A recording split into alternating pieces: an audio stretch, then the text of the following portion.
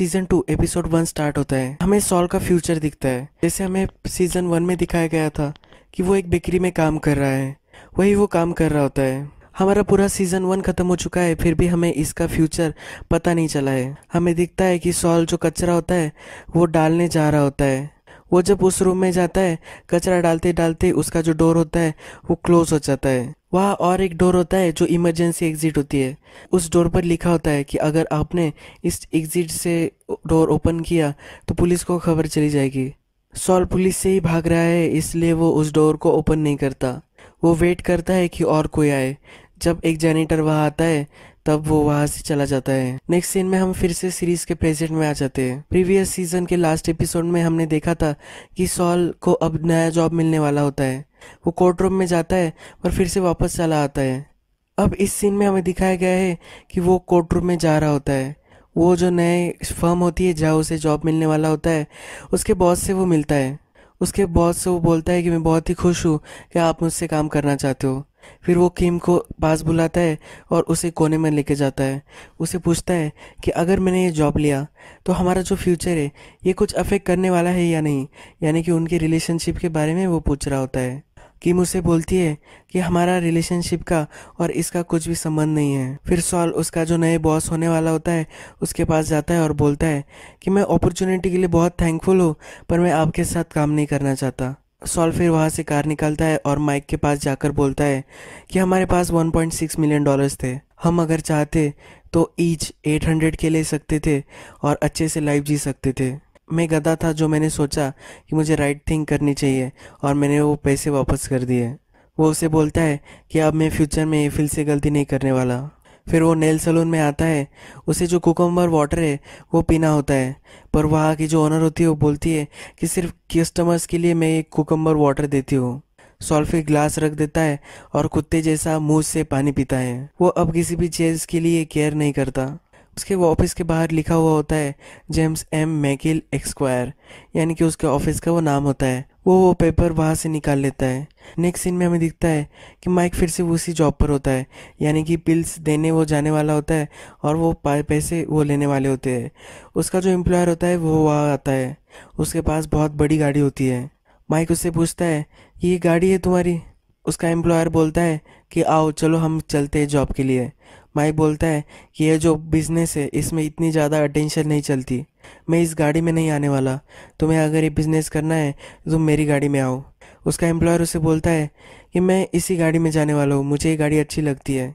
अगर तुम्हें नहीं आना तो तुम मत आओ। वैसे भी तुम वही सिर्फ खड़े रहते हो, तुम कुछ करते भी नहीं। माइक उसके साथ फिर नहीं जाता, वो अकेला ही जाता है। नाचो फिर वहाँ आता है। वो एक्सचेंज करते हैं पैसे वगैरह। फिर नाचो उसे बोलता है कि तुम्हारी कार बहुत ही अच्छी है। वो एक्साइटेड हो जाता है और उसे बोलता है कि तुम अंदर जाकर देख सकते हो। नाचो फिर अंदर बैठता है। माइक का एम्प्लॉयर पीछे पैसे गिनने के लिए चला जाता है। नाचो फिर उसका जो ग्लोव कंपार्टमेंट होता है उसमें से डॉक्यूमेंट्स निकालता है। उसे फिर उसका नाम और पता पता चल जाता है।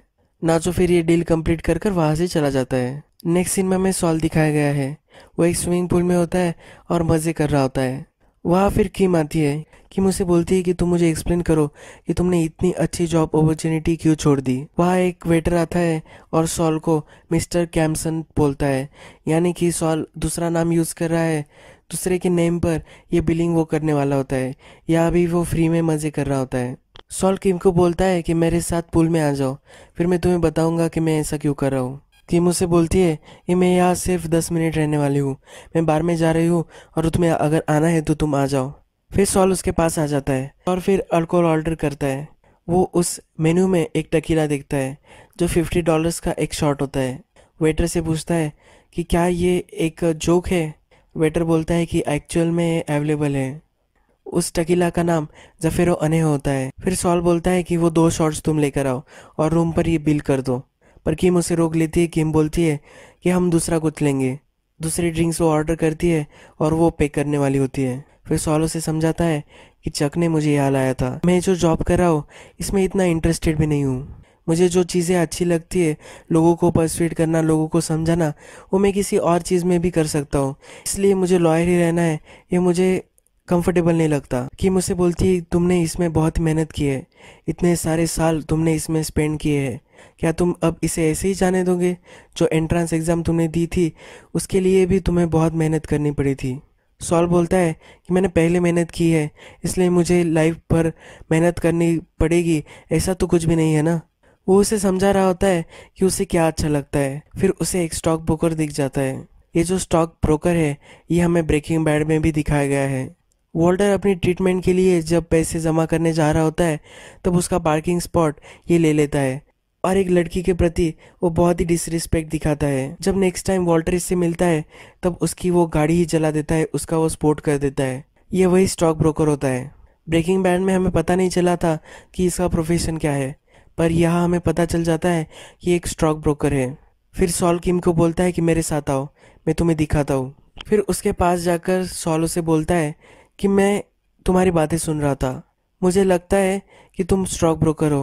वो बोलता है कि हाँ, मुझे तुम्हें एक क्वेश्चन पूछना है। सॉल बोलता है कि अभी अभी हमारे एक अंकल मर गए हैं, उन्होंने बहुत सारे पैसे हमारे लिए छोड़े हैं, तो हमें ये इन्वेस्ट करना है। फिर वो उससे सवाल पूछता है कि शेयर मार्केट में इन्वेस्टिंग करने के लिए कुछ लिमिट भी होती है या नहीं।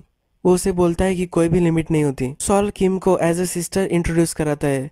वो किम को बोलता है कि अब हम सारे पैसे स्टॉक मार्केट में इन्वेस्ट कर सकते हैं। फिर वो स्टॉक ब्रोकर उसे सलाह देता है कि तुम ये सब इन्वेस्ट करोगे पर तुम्हें डाइवर्सिफाई करना चाहिए, यानी कि अलग अलग जगह तुम्हें ये इन्वेस्ट करने हैं। यानी अगर तुम्हें प्रॉफिट नहीं हुआ तो तुम लॉस में नहीं जाओगे, अलग अलग जगह से तुम्हें कहाँ ना कहीं प्रॉफिट तो हो ही जाएगा। सॉल फिर इंटरेस्टेड हो जाता है तो स्टॉक ब्रोकर बोलता है कि मुझे सिर्फ थोड़ा सा टाइम दो, मैं तुम्हें सब बता सकता हूँ। सॉल उसे बोलता है कि मैं ऑनलाइन इन्वेस्ट करना चाहता था, पर वो स्टॉक ब्रोकर उसे कन्विंस कर देता है कि तुम्हें मुझसे ही इन्वेस्ट करवाना चाहिए। पॉल और किम उसे स्टोरी बताते हैं कि हम दोनों डच हैं पर हम अफ्रीका में थे, ऐसी वो सब फर्जी स्टोरी उसे बता रहे होते हैं। फिर वहाँ वेटर आता है। फिर सॉल और किम हमें उस वेटर को उसी टकीला का ऑर्डर देते हुए दिखते हैं। ये जो टकीला होती है ये हमें पहले भी ब्रेकिंग बैड में दिखी है। गस जब डॉन इलाडियो को पॉइजन देकर मारता है तो यही टकीला उसे उसने गिफ्ट की होती है। इसी टकीला से वो उसे देर दे के मार रहा होता है। यही टकीला इस सीन में हमें फिर से दिखती है। फिर रात हो जाती है और वो पूरी बॉटल ख़त्म कर देते हैं। वो वहाँ से निकल जाते हैं और वो स्टॉक ब्रोकर उसका बिल लेता है। वो जब बिल देखता है वो हैरान हो जाता है, यानी कि स्टॉक ब्रोकर के साथ 2 बार हमने मैस हुए होते दिखती है। वॉल्टर ने भी इसकी गाड़ी उड़ा दी है और सॉल ने भी इसके साथ स्कैम किया है। किम और दोनों एक कर कर बहुत ही खुश हो जाते हैं, वो बहुत ही हंसते हैं। और फिर हमें दिखते हैं कि किम और सॉल ने पूरी नाइट एक साथ स्पेंड की है। सुबह होती है तो सॉल उसे बोलता है कि अगर हम ये रोज़ कर सके तो कितना अच्छा होगा। किम बोलती है कि हम ये रोज़ नहीं कर सकते।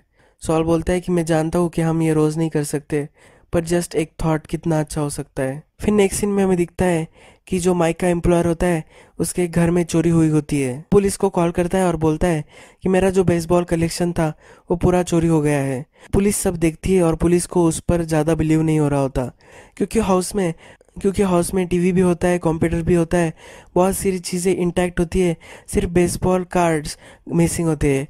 ये इतना पॉसिबल नहीं हो सकता, ऐसा पुलिस को लगता है। माइक का एम्प्लॉयर उन्हें बोलता है कि मेरे पास जो बेसबॉल के कार्ड्स का कलेक्शन था उस कार्ड्स के लिए मेरे पास इनवॉइस भी है, वो मैं तुम्हें दिखा सकता हूँ। जब वो उस इनवॉइस को प्रिंट करने के लिए अंदर जाता है तो पुलिस एक काउच दिखती है। उस काउच को हाथ भी नहीं लगाया होता, तो वो फिर उस काउच को खिसकाते हैं और वहाँ देखते हैं तो वहाँ एक हाइडिंग प्लेस होता है। फिर पुलिस वहाँ से चली जाती है। सॉल हमें नेक्स्ट दिन फिर से पूल में दिखाया गया है।